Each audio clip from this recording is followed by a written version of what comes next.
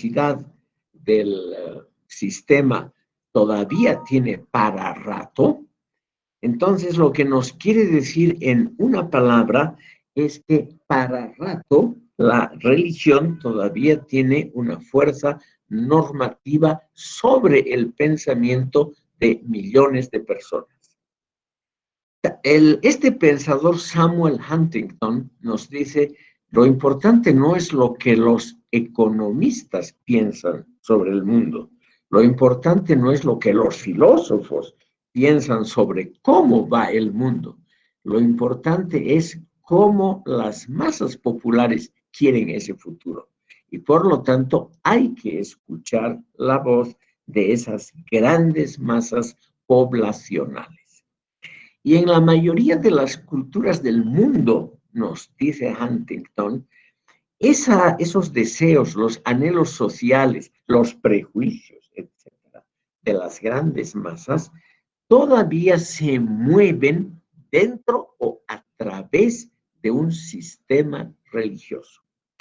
Y él menciona sobre todo los continentes de Asia y África, que los dos juntos son más de la mitad de la población mundial, y así Huntington nos trata de mostrar que la religión a fines del siglo XX, cuando apareció el libro, todavía tiene una gran importancia para comprender cómo funciona el mundo moderno. Entonces, estimado público, lo que ha hecho Huntington es crear áreas civilizatorias que son, según él, las divisiones más importantes para comprender el mundo actual. Para filosofía de la historia, esto es muy importante, no solamente por el peso que ha tenido él personalmente como consejero de seguridad, sobre todo del presidente demócrata Bill Clinton, sino porque poco a poco cada vez más pensadores lo han considerado como interesante o, sin nombrarlo, han seguido más o menos sus pasos. Por eso es que debemos dedicarle un cuarto de hora, por lo menos, a este pensador. Él nos dice las líneas de choque que hay en el mundo, el choque de las civilizaciones, se llama su libro, son líneas fijadas por las fronteras actuales entre religiones. Ese es el punto central de su teoría. Estimado público, él nos dice, a fines del siglo XX y comienzos del XXI, él siguió escribiendo mucho. Vamos a ver algunos de sus otros títulos ahora. Él siguió escribiendo en los primeros años del siglo XXI. Él nos dice, el mundo actual no se puede comprender sin estudiar claramente no la religión, sino los motivos sociales que las religiones fundan y todavía hoy influyen sobre el mundo. O sea, no hay que estudiar los dogmas religiosos, eso es lo interesante del enfoque de Huntington, no hay que leer el Corán o la Biblia o el Sendero Óctuple de Buda o las analectas de Confucio, nada de eso. Lo que hay que estudiar son los valores de orientación que las religiones han impuesto a determinadas áreas sociales. Eso es lo interesante de su mensaje. O sea, estudiar, igual que Max Weber, estudiar la religión como un gran factor que se ha secularizado, o sea, se ha mundializado, se ha temporalizado, pero sigue actuando curiosamente a través de factores temporales y materiales. Eso es su tesis muy interesante. Entonces, él nos dice, estimado público, en el mundo actual, él escribe en 1996, podemos detectar 8 o 9 áreas civilizatorias a nivel mundial. Y estas áreas civilizatorias tienen que ver fundamentalmente con religiones. Permítanme que les mencione esas grandes áreas civilizatorias para que vean cómo él luego construye una filosofía de la historia para nuestra época.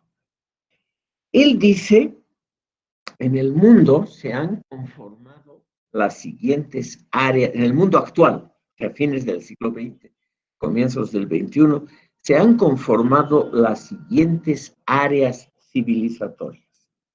El área norteamericana y de Europa Occidental, que comprende también pequeños reductos de Oceanía como Australia y Nueva Zelanda. Esa área occidental está fuertemente influida por el cristianismo protestante.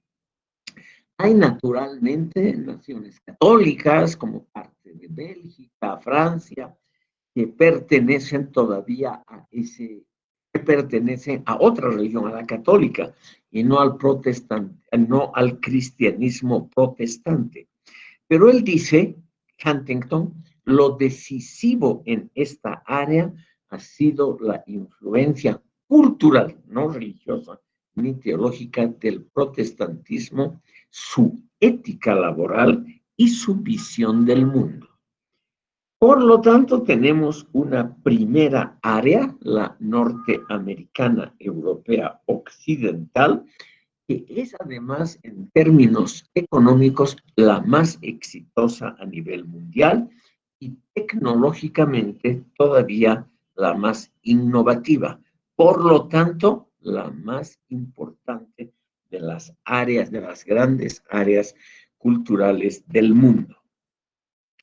Luego nos dice, está en la gran área latinoamericana. Él nos dice, obviamente, en algunos países latinoamericanos hay todavía una fuerte, o hay aún hoy una fuerte presencia protestante, sobre todo pentecostalista, en la región andina y en algunos pequeños núcleos mexicanos, un renacimiento de religiones autóctonas. Pero él nos dice, todo esto es muy secundario. En el fondo, toda el área está muy fuertemente influida por los valores éticos católicos y por la concepción católica de la política y de la historia. Luego nos dice, está el área africana subsahariana, o sea, al sur del Sahara, de ese gran desierto. Y ahí predominan religiones animistas, religiones no bien organizadas, todas entre sí diferentes, que se distinguen por un culto a la naturaleza, como si los objetos y la vida de la naturaleza serían la encarnación de divinidades. En eso, las religiones andinas se parecen algo al área religiosa subsahariana. Luego nos dice, está el mundo islámico, que cubre el norte de África, una gran parte del Asia, todo el Asia occidental y parte del Asia central, y pequeños reductos europeos. Y también países importantes que están situados más al oriente, como Pakistán, Bangladesh e Indonesia. A propósito, Indonesia es en términos de población la cuarta potencia mundial. Luego nos dice, está el área de Europa Oriental y Rusia. Y esa área está profundamente influida por la cultura que ha dejado la religión cristiana ortodoxa. Luego está la China, que es el terreno de la influencia confuciana y taoísta. Y finalmente la India, influida por la religión del indianismo.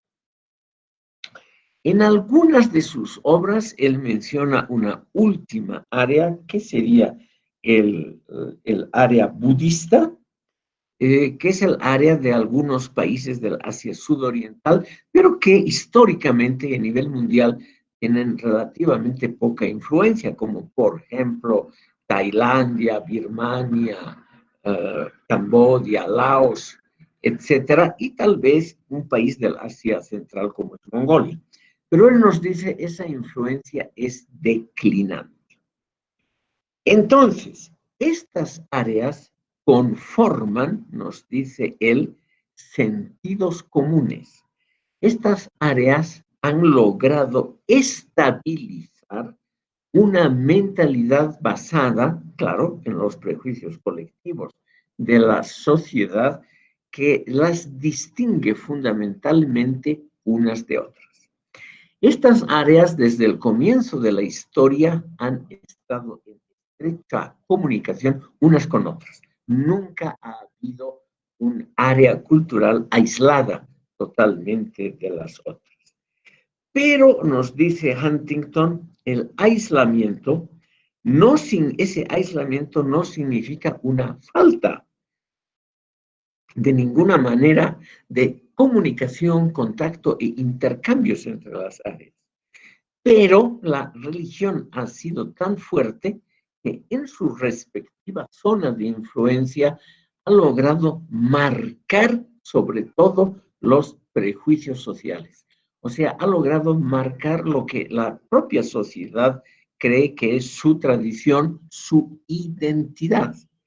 El problema de la identidad, estimado público, es muy importante para Huntington y a ese tema, el de la identidad, ha dedicado su último libro que se llama ¿Quiénes somos? Me voy a permitir escribir el título a ver si encontramos.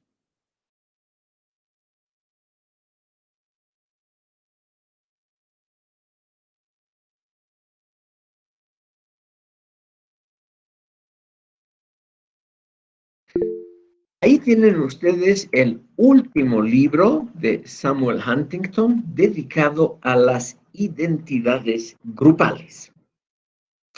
Y aquí él esboza más claramente su teoría de que la identidad colectiva de una nación, sobre todo en Asia y África, no tanto en el mundo de América Latina, no tanto en el ámbito latinoamericano, están muy fuertemente influidas por ideas que provienen de muy atrás y que han sido, al unirse a la religión, han sido justamente santificadas. El hecho de que un prejuicio social, una tendencia social, haya sido, estimado público, santificado por la religión, el hecho de que un prejuicio haya sido adoptado por una comunidad religiosa, le da un aura permanente, un aura mágica, un aura muy difícil de contrarrestar.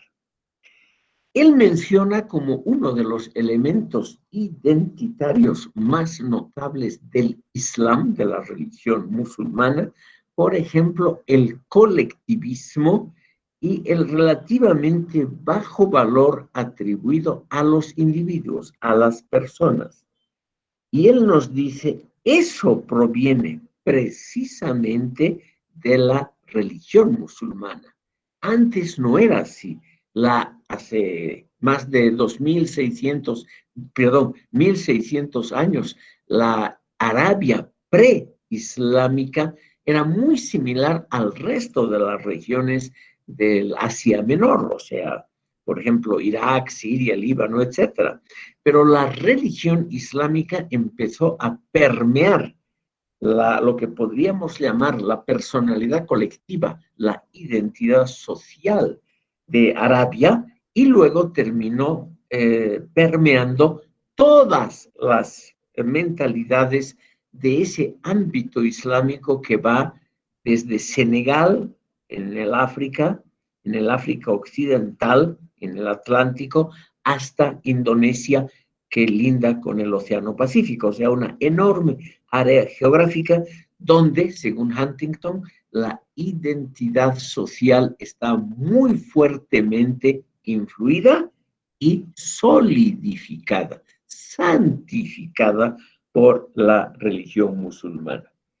Entonces nos dice él, no podemos negar que la religión sigue siendo en las formas secularizadas, o sea, en las formas temporales, mundializadas, sigue siendo extremadamente importante para determinar qué es una identidad social, qué es la mentalidad de una área y por lo tanto, cuáles son sus anhelos del futuro, cuáles son sus proyectos para el futuro.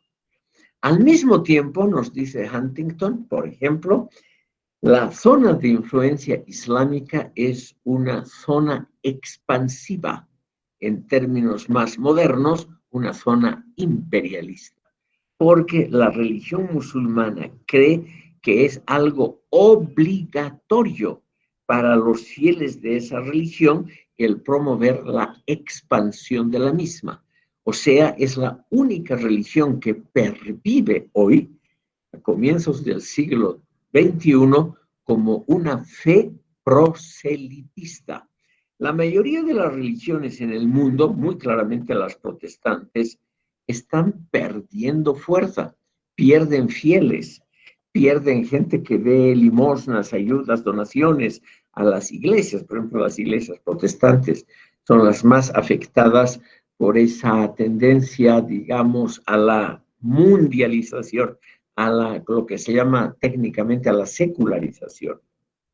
En cambio, la religión musulmana es la única que mantiene el espíritu primigenio de la expansión como lo predicó el gran profeta Mahoma.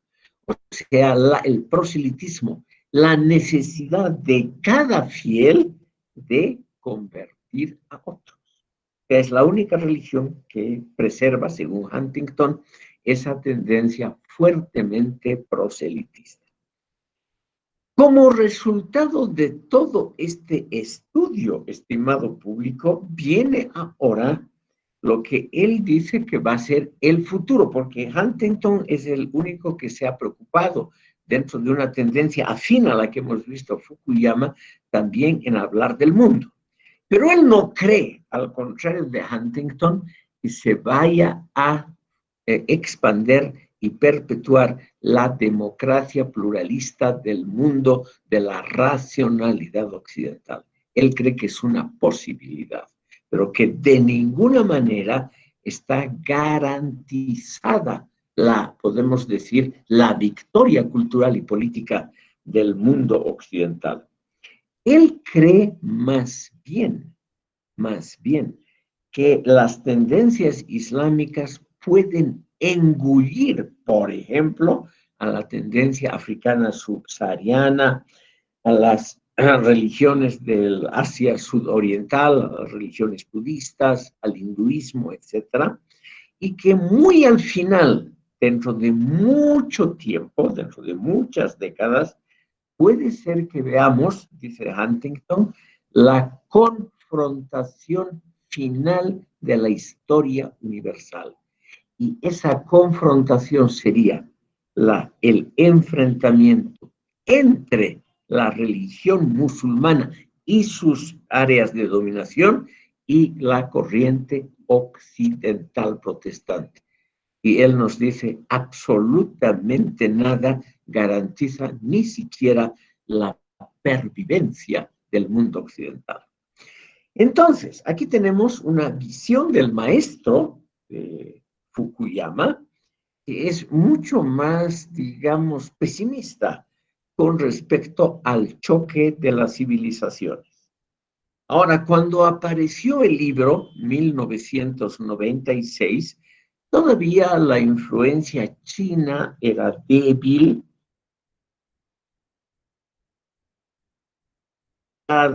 que tiene hoy, o sea, 25 años después. Rusia estaba totalmente postrada, o sea, el mundo norteamericano, europeo, occidental, lo que él llama la cultura. Pero en obras posteriores, él ha hecho otra reconfiguración del orden mundial. Y esa reconfiguración, estimado público, puede que a la larga tenga éxito a la cabeza del mundo islámico, porque tiene la ventaja de ser una religión que no duda de sí misma. Tenemos entonces aquí una posición contraria a la de Fukuyama y a la de muchos pensadores que siempre han creído, estimado público, que el mundo occidental tiene la fortaleza de la autocorrección, de la autocrítica. Entonces aquí nos encontramos con una tendencia, la de Huntington, que nos dice el futuro está abierto. La reconfiguración del orden mundial todavía puede ser que sea a favor de ese mundo islámico, porque ese mundo islámico tiene una enorme fuerza que se deriva precisamente de no ser crítico consigo mismo, de no tener un espíritu científico, de no tener un espíritu intelectual moderno, sino de tener un espíritu precisamente absolutamente confiado en la corrección, veracidad y verdad de la propia línea. Esa es la fuerza enorme que tiene el mundo musulmán. Y esa es también la atracción que ejerce el mundo musulmán sobre otras culturas. Las otras culturas, estimado público, son culturas que aprecian otros valores de orientación. Nosotros que nos dedicamos a esta difícil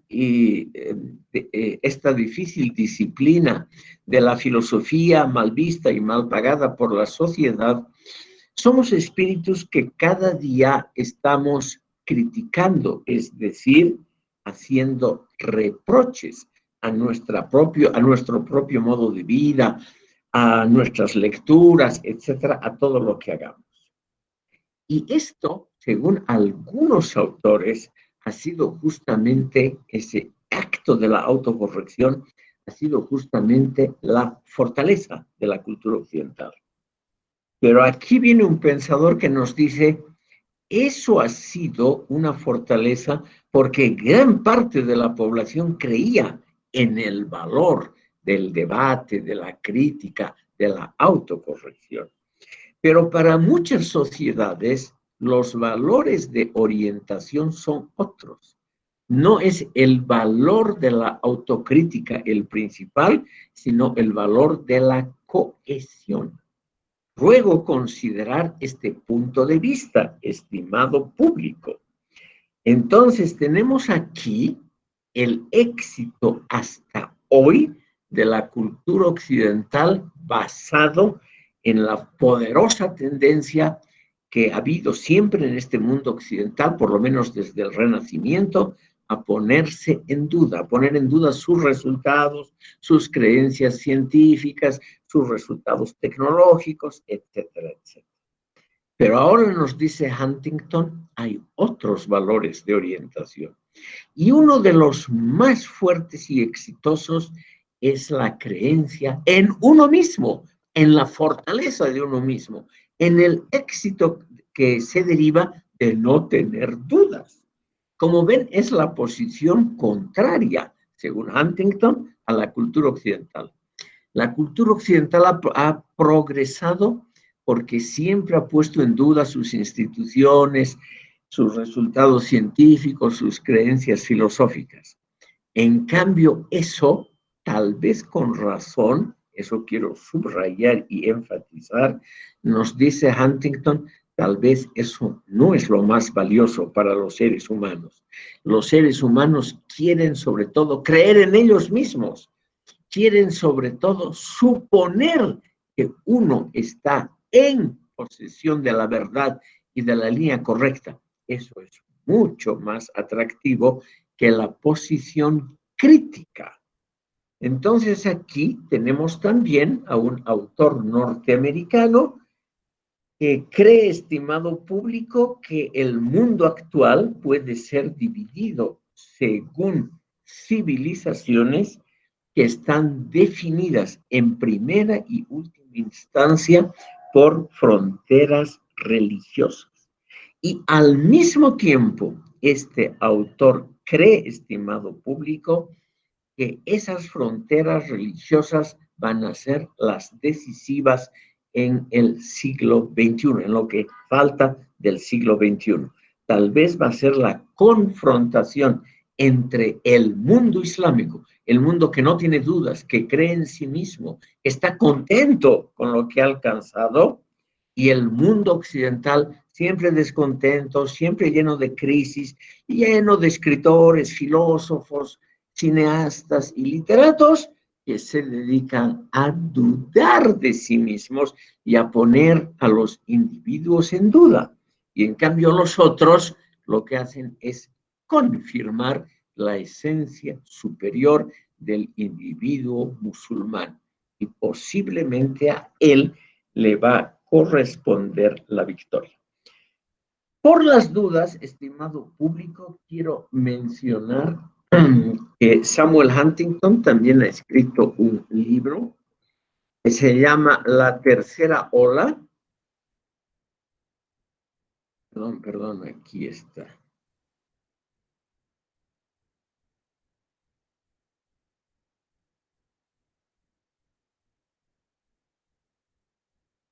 Este libro es anterior a los que hemos visto, es de 1991, pero está dedicado exclusivamente a América Latina, como que en el subtítulo se llama La democratización a fines del siglo XX en América Latina.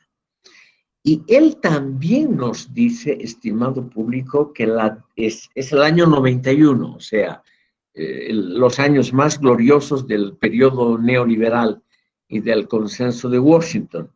Y este consejero de seguridad del gobierno estadounidense se atreve a decir, estimado público, que la democratización de América Latina es frágil, precaria, que puede terminar cualquier momento.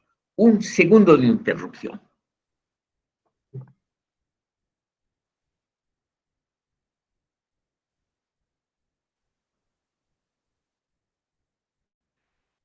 Como ven ustedes, se trata de un autor polifacético que ha empezado a publicar muy tempranamente. Estaba revisando la literatura de este señor y me encuentro que en 1968, o sea, 60 años casi nos separan de esa época, él escribió también algo sobre los países en vías de desarrollo, como Bolivia, con el título El orden político en las sociedades de transición. El orden político en las sociedades de transición de 1968. No tenemos por qué anotar, estimado público, toda la enorme producción libresca del señor Huntington, solamente yo les quería mostrar qué es lo que se ha producido después de la terminación de la Guerra Fría. Porque me parece que este periodo, después de la terminación de la Guerra Fría, que es también el periodo del postmodernismo, que un poquito lo hemos tratado en este curso, que es también la época donde se multiplican, donde hay una pluralidad de enfoques filosóficos, culturales, sociológicos, politológicos, etcétera, que es mucho más interesante que la época de la Guerra Fría propiamente. De todas maneras, estimado público, Huntington no está solo. Hay muchos pensadores importantes que han producido teorías similares. Como ustedes se interesan, creo yo, pudiendo equivocarme, por antecedentes filosóficos de esta obra, quiero mencionarles al historiador y filósofo británico Arnold Toynbee, quien ha estado en Bolivia.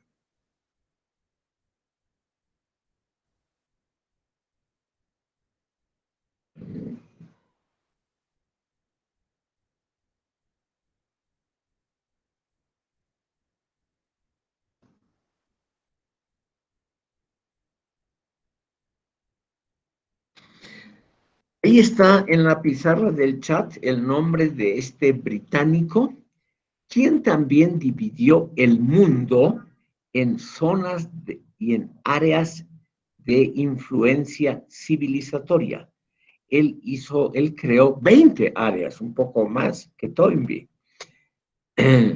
Hoy es un pensador completamente olvidado, pero la idea de que hay sobre todo un choque de culturas basado en última instancia en la religión y no tanto una influencia económica como decisiva en la historia universal, y que tampoco las grandes ideologías pueden compararse a la influencia de la religión, es una idea, estimado público, de Arnold Toynbee muy, muy interesante. Este es un pensador, además, que ha creado anteriormente por ejemplo, a Karl Popper, la idea del empuje y respuesta. O sea, la teoría de que una civilización avanza porque tiene un desafío, tiene un reto, y a ese reto le presta naturalmente le da una respuesta, le otorga una respuesta. Y esa respuesta siempre es diferente de cultura a cultura. En realidad, lo que diferencia cultura y civilización para el caso de Huntington y Toynbee son sinónimos.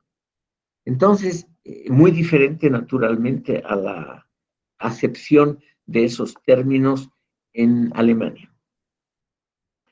Según Toynbee, estimado público, lo único que distingue a una civilización de otra, un modelo civilizatorio de otro, es la respuesta que da a los retos. Los retos son más o menos los mismos: cómo se alimenta la población, cómo se responde a un ataque agresivo de fuerzas externas, etc. Pero según Toynbee, las respuestas que da cada cultura, también a influencias geográficas, son muy diferentes. He mencionado a Toynbee sobre todo por una idea interesante. Él ha estudiado las culturas andinas y él cree que las culturas andinas han dado una respuesta muy original al desafío que significa construir una cultura en una altura montañosa notable con relativamente pocos recursos alimentarios. Entonces, él cree que en los Andes se ha desarrollado un modelo, uno de los 20, absolutamente propios, que es sobre todo una respuesta a una crisis en la seguridad alimentaria, no una respuesta a un reto armado externo, según él, ¿no? La cultura andina precolombina. Esa es una teoría simplemente que no hay que de ninguna manera leer ni preocuparse por Toynbee, simplemente saber que ha habido pensadores que se han preocupado por la identidad y por el carácter específico de la civilización andina como en otras. Cerramos entonces este mini capítulo dedicado a los pensadores al terminar el periodo activo de la Guerra Fría, o sea, son respuestas generalmente a partir de 1991, y nos encontramos, como siempre, estimado público, con una diversidad. Eso es la línea general que yo he tratado de explicitar en este curso, es esa enorme pluralidad de respuestas que ha dado el mundo contemporáneo, que realmente lo interesante es que los seres humanos, cuando hacemos teoría, cuando hacemos elucubraciones filosóficas, por ejemplo, sobre la historia de la filosofía, realmente tenemos concepciones muy diferentes unos a otros. Y es bueno que así sea. Yo personalmente creo que las diferencias que el ser humano crea cuando reflexiona, cuando inventa respuestas, creo que es lo más notable que tiene el ser humano, es decir, su capacidad de pluralidad de creación de respuestas. Eso me parece algo excepcionalmente positivo. Como les decía al comienzo, estimado público, no sé con absoluta seguridad si va a haber todavía una sesión de este modesto curso el día 11 de diciembre. Es probable que así sea. Es probable entonces que este día veamos teorías filosóficas latinoamericanas y de países del tercer mundo de los últimos años, que me parece que es un tema que puede interesar a todos ustedes como una especie de clausura de este curso que tiene que ver con las respuestas que la filosofía da al mundo. En lo que resta de esta sesión, estimado público, me voy a permitir exponer algunas de las respuestas que la filosofía ha dado, sobre todo a la situación actual del mundo.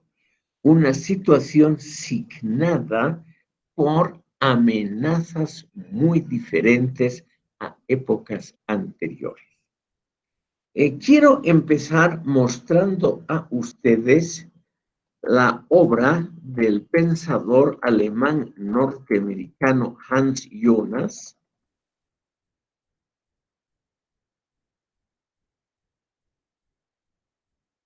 Su obra principal se llama El principio de responsabilidad.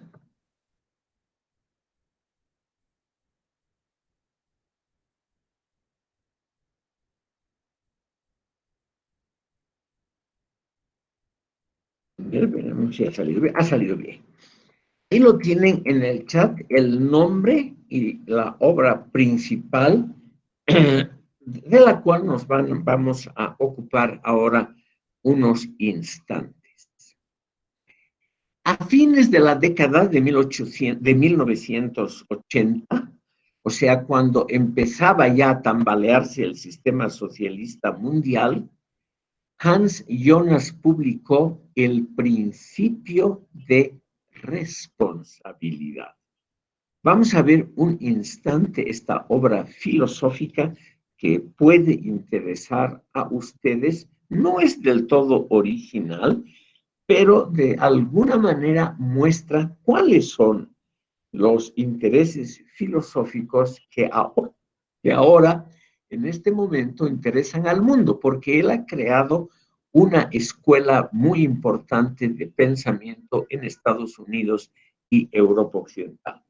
Permítanme unas palabras biográficas. Hans Jonas, estimado público, estudió filosofía en Marburgo. O sea, él fue alumno directo de Martin Heidegger y compañero de estudios de Hannah Arendt. En la película que lleva exactamente ese nombre, Hannah Arendt, que se ha mostrado aquí en el cine comercial y que se puede ver gratuitamente en YouTube,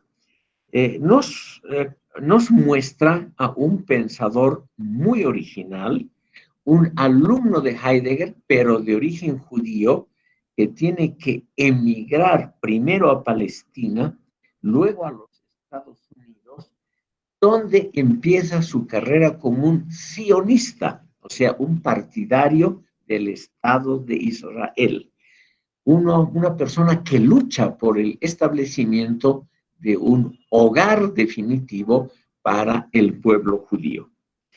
Y este pensador Hans Jonas, estimado público, poco a poco va modificando sus ideas y más o menos hacia el final de su vida, 1989, más o menos, él publica su obra cumbre, El principio de responsabilidad, que es una interesante crítica a la manera como el ser humano ha construido su cultura en los últimos tiempos. Un minuto, una pequeña arreglo técnico.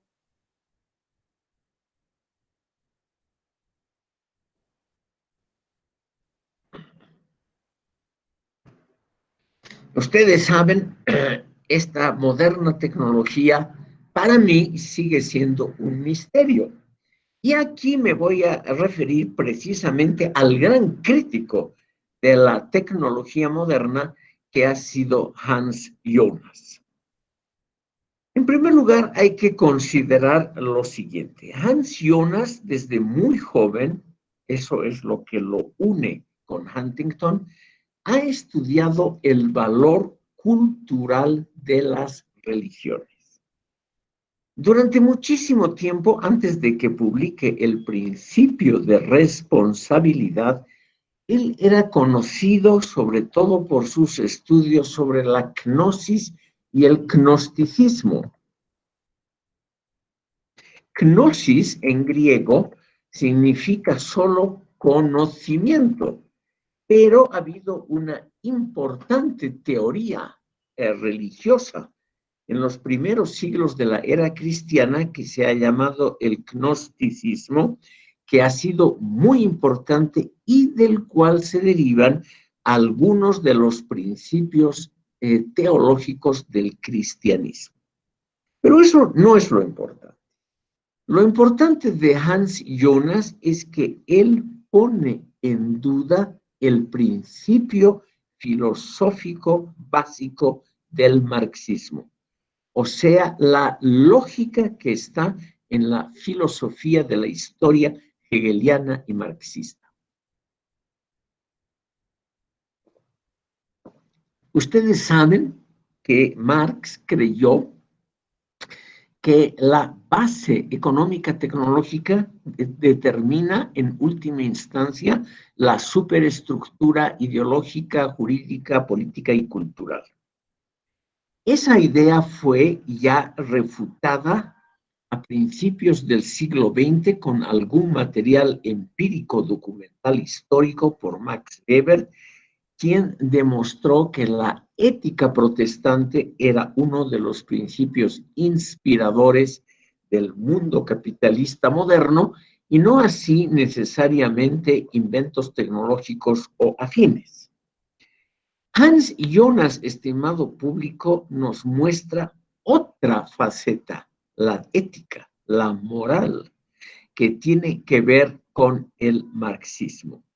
Y nos dice el marxismo es una teoría filosófica muy importante, pero que le ha faltado el elemento moral, le ha faltado una ética, por ejemplo, de comportamiento entre los seres humanos y también entre los seres humanos y la naturaleza. El principio de responsabilidad es explícitamente una respuesta a la gran obra de Ernst Bloch, el gran marxista de mitades del siglo XX, tal vez ustedes han oído, cuya obra se llama El principio esperanza.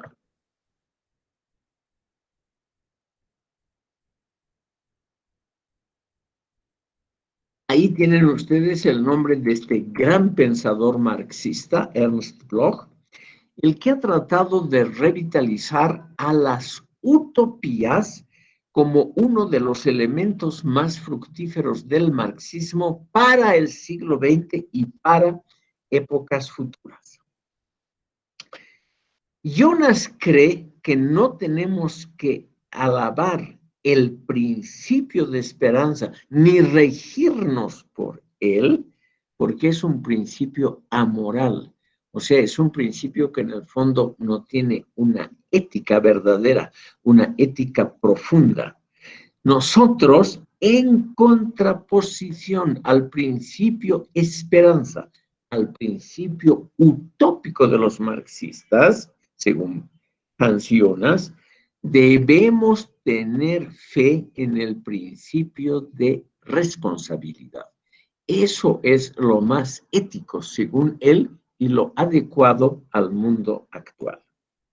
Permítanme que explique cuál es ese principio de responsabilidad que sería lo adecuado en el mundo contemporáneo. Según Hans Jonas, el hombre moderno, a partir del Renacimiento, no puede imaginarse adecuadamente todo lo que él puede producir. Por ejemplo, todo lo que él, el ser humano, puede generar negativamente. Lo que ha preocupado muchísimo a estos pensadores, estimado público, es justamente cómo el ser humano lleva a cabo la guerra hoy en día. Ellos todavía, como Hans Jonas, que nació antes de la Primera Guerra Mundial, por 1905, como Hannah Arendt, más o menos de la misma edad, pero Hannah Arendt murió en 1975 y Hans Jonas recién por 1990. Esta gente estaba todavía con la idea de que el ser humano cuando combate lo hace cuerpo a cuerpo. O sea, cuando trata de matar a alguien en una guerra que puede ser legítima, una guerra de defensa, uno se enfrenta todavía a un peligro, a un riesgo inmediato físico. En cambio, en las guerras modernas, uno mata apretando botones. El caso clásico que ha impresionado a todos ellos, también a Hans Jonas, es lo que ha relatado el piloto que llevó a cabo el bombardeo de Hiroshima con la primera bomba atómica que se ha usado durante la conflagración. Ustedes saben que por esas curiosidades y paradojas de la historia, la bomba atómica ha sido realmente uno de los elementos básicos en la construcción del mundo moderno, porque ha fomentado el uso de la energía atómica para toda clase de fines. Pero primero, como es siempre la historia de la humanidad, para fines bélicos. O sea, la industria atómica nace literalmente con un uso bélico, con un uso militar. Y poco a poco se crean otros usos. Tal vez ustedes han visto ya en medicina, se usan isótopos atómicos para un montón de detección de enfermedades y diagnósticos de todo tipo. Se usa también se usa también la energía atómica, por ejemplo, para crear electricidad en gran escala. En Estados Unidos y en Europa Occidental, lo mismo en Japón, una gran parte de la generación de energía eléctrica ocurre a partir de la energía atómica, o sea, de los usos pacíficos de la energía atómica.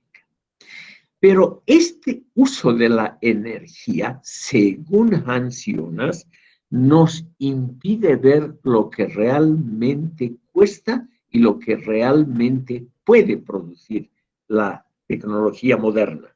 En una palabra, el ser humano puede generar muchas más cosas de cuyas consecuencias el ser humano no tiene idea. El caso típico que yo les quería mostrar, el mismo que Hans Jonas, es el piloto que lleva la bomba atómica a Hiroshima. Al piloto le dicen simplemente, vas a lanzar una bomba atómica en la ciudad tal, coordenadas tal, la tienes que, es una cosa especial, tienes que lanzarla de tal manera y disparar de tal manera que la bomba explote a 400 metros antes de alcanzar la Tierra. Es la única instrucción que le dan. Y le dicen, lo único que tienes que hacer es en el momento preciso apretar este botón. Punto. La apretada del botón causa 80,000 muertes en el primer instante. Entonces, estamos en las guerras modernas, como las guerras actuales con drones, con cohetes a larga distancia y cosas así. Estamos, estimado público, ante la posibilidad de que el ser humano ya no arriesgue sus vidas al combatir a otros, sino que basta un botón a teledistancia, es un teletrabajo, una teleactividad, a mucha distancia aprieta el botón sin que le pase nada, produce una gigantesca mortandad, un gigantesco daño, y el piloto o la persona que ha apretado el botón, esa noche puede ir a cenar a su casa tranquilamente, hacer el amor con su esposa, todo lo normal de todos los días.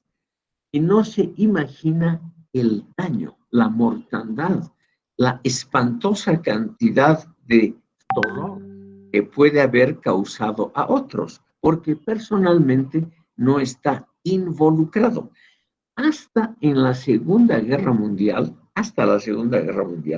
los soldados combatían, por ejemplo, en la guerra de trincheras, en el desembarco de Normandía, en cualquiera de los grandes casos, en la toma de Berlín, etcétera, combatían unos contra otros.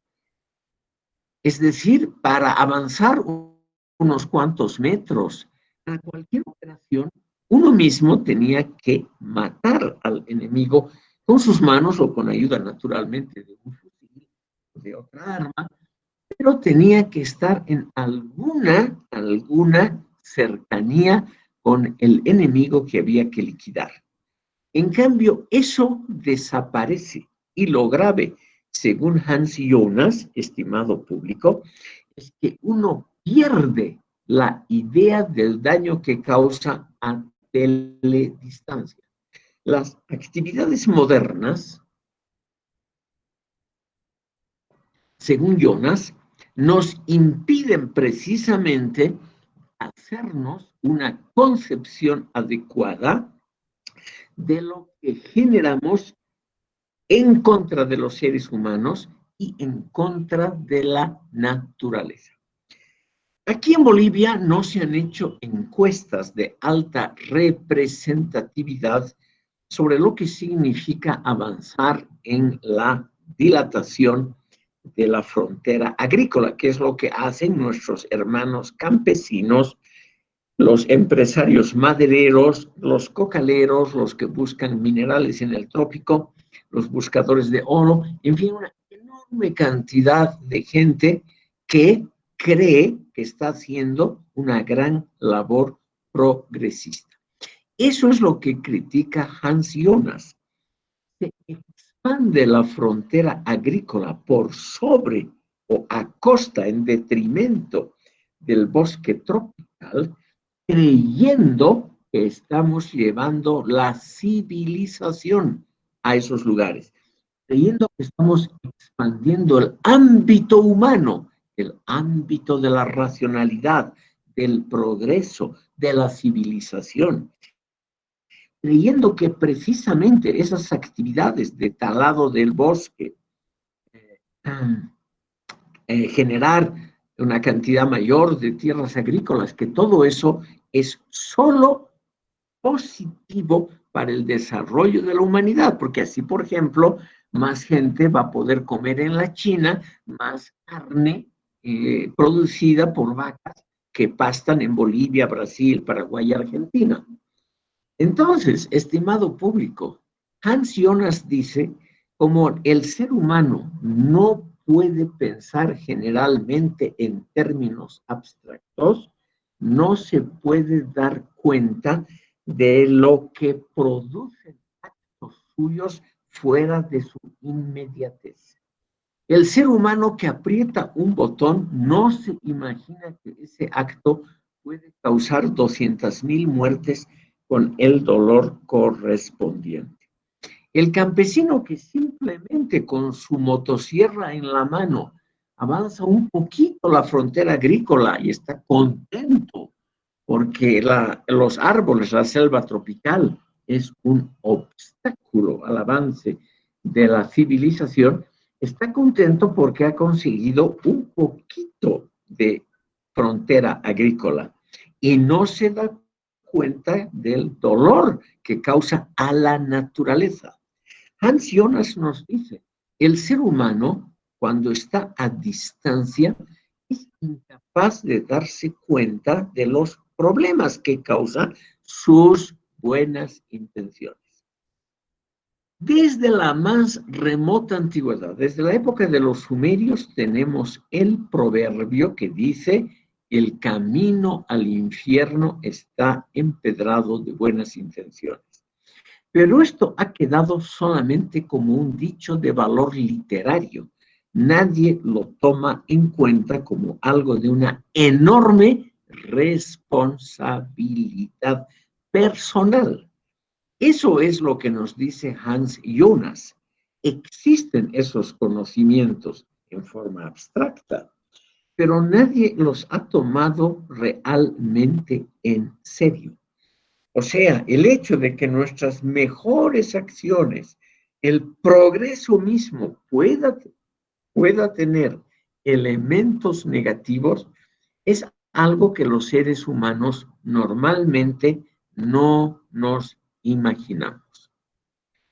Entonces, lo que él aconseja y pide, sobre todo a las generaciones juveniles, es, estimado público, generar un espíritu de responsabilidad que, según él, es superior y más importante que el principio esperanza, que el principio utópico de un mundo mejor. En la última tesis sobre Feuerbach, la 11ª, Marx dice más o menos, los filósofos hasta ahora han interpretado el mundo. Lo que ahora tenemos que hacer es modificar el mundo. Hans Jonas concibe su principio de responsabilidad y nos dice, hasta ahora lo que hemos hecho es interpretar el mundo. Lo que tenemos que hacer es conservarlo, no mejorarlo, no modificarlo, sino conservarlo para generaciones futuras, pensando en la ética de largo plazo y pensando también que la naturaleza tiene derechos. Nos encontramos entonces hace 35 años, estimado público, con una persona que introduce los llamados derechos de la naturaleza. Es una cosa que en Bolivia, por ejemplo, se discute recién, en los muy últimos tiempos, por ejemplo, a causa de los incendios en la Chiquitanía, pero que anteriormente en círculos, eso sí, muy pequeños, se ha venido discutiendo en otras partes del mundo. ¿Por qué la naturaleza no va a tener derechos? ¿Por qué los animales no van a tener el privilegio de tener derechos? ¿Por qué el ser humano es el único que tiene derechos? Entonces nos encontramos ante una posición que suena naturalmente muy curiosa, como todo lo importante, que al comienzo suena paradójico, hasta ridículo, etcétera, pero que valdría la pena discutir. Es un tema, como dice Hans Jonas, ético. Es decir, la ética nos dice que, por ejemplo, debemos comportarnos con los otros seres humanos como quisiéramos que ellos, los seres humanos, se comporten con nosotros. En el Sermón de la Montaña, en la prédica budista, en las enseñanzas de Confucio y en todos los grandes sistemas éticos religiosos del mundo, todos ellos parten de un principio: no hagas al prójimo lo que no te gusta, lo que no quieres que éste haga contigo. Entonces, Hans Jonas dice, ha llegado el momento en que debemos pensar en lo siguiente. Debemos pensar en que nosotros infligimos un daño a la naturaleza que no quisiéramos que la naturaleza nos inflija a nosotros. Entonces, ese principio general de reciprocidad, que tal vez, estimado público, lo reconozco, está incluido en algunos elementos de la filosofía andina, ese principio de la responsabilidad a largo plazo con respecto a seres que no son como nosotros, que son diferentes, como los animales y las plantas. Ese principio ético universal habría por lo menos que discutirlo. Y según Jonas, y este es el punto importante, estimado público, ese principio de responsabilidad a muy largo plazo tendría prevalencia, tendría una importancia superior al principio utópico de hacer la revolución y cambiar el orden sociopolítico, porque va simplemente más allá. Entonces, ¿qué nos dice Hans Jonas? ¿Por qué debemos, por ejemplo, proteger los ecosistemas naturales? Porque a muy, muy largo plazo, la vida del ser humano va a depender de la existencia del oxígeno atmosférico, de que el oxígeno atmosférico pueda regenerarse como hasta ahora, va a depender de que no haya grandes alteraciones climáticas que producen a su vez emigraciones de gran magnitud.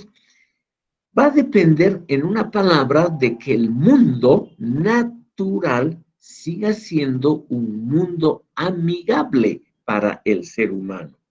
Pero si ese mundo amigable para el ser humano es destruido por el hombre, en nombre del progreso, en nombre de la dilatación de la frontera agrícola, en nombre de que hay que procurarse recursos minerales y energéticos en cantidades cada vez mayores para subir el nivel de vida, nos dice Jonas, todas esas son metas normativas de corto plazo. En cambio, la protección de la naturaleza y de los ecosistemas son principios éticos a largo plazo y por ello deberían tener prevalencia, porque la existencia o no del hombre va a depender justamente de que haya regeneración de oxígeno atmosférico, de que el mundo sea más o menos vivible. Y no lo va a hacer si nosotros a corto plazo obtenemos notables, pero éxitos que a largo plazo destruyen los ecosistemas naturales. Y él termina, por eso él usa esa famosa 11ª tesis de Marx sobre Feuerbach. Él nos dice, el marxismo es una de las grandes filosofías, de eso no hay duda alguna. No hay duda alguna que Marx va a estar siempre entre los 4 o 5 grandes clásicos del pensamiento universal. Y de él tengo esta idea. Un clásico no está por afuera o por encima de la crítica.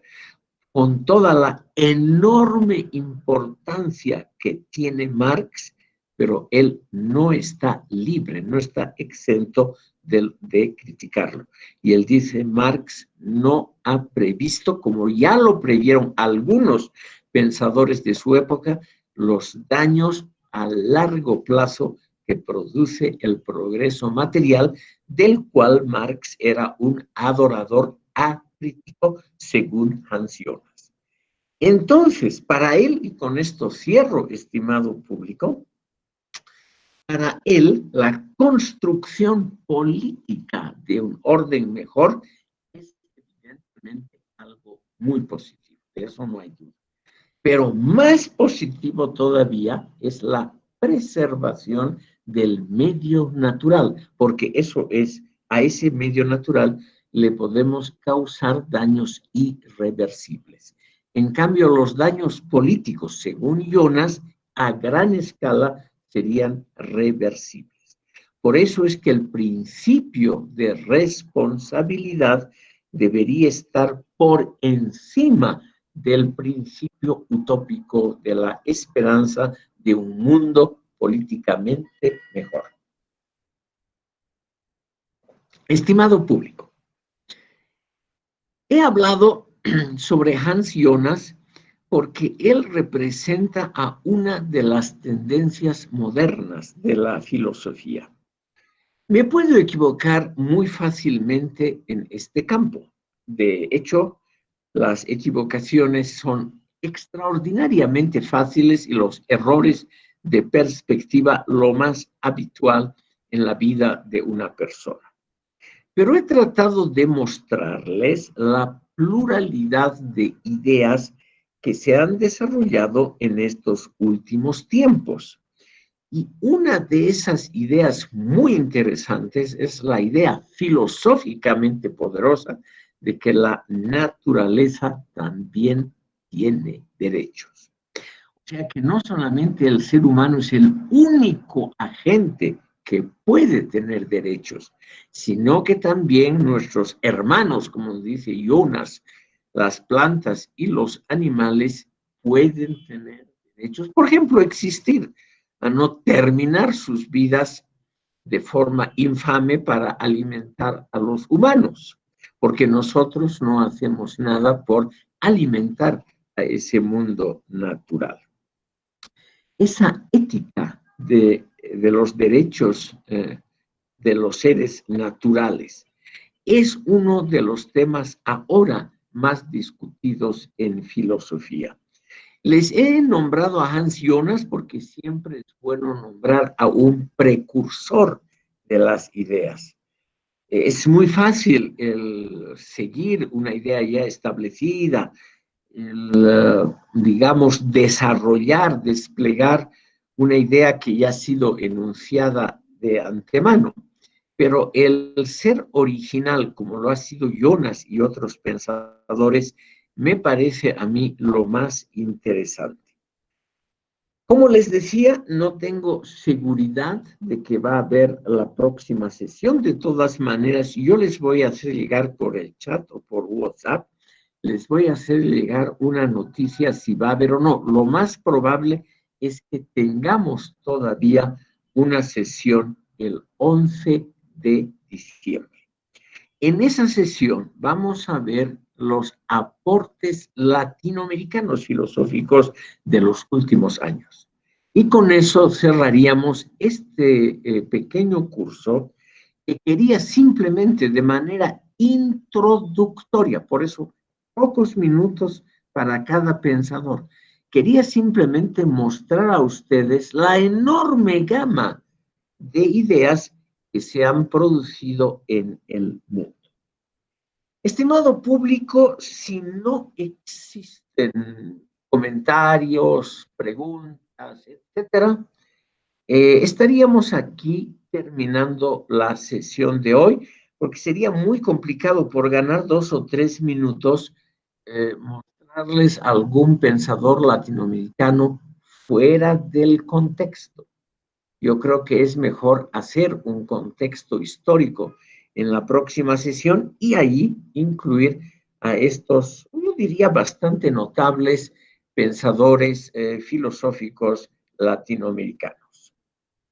Por lo tanto, estimado público, si no hay ningún comentario o algo así, daríamos por concluida la sesión de hoy.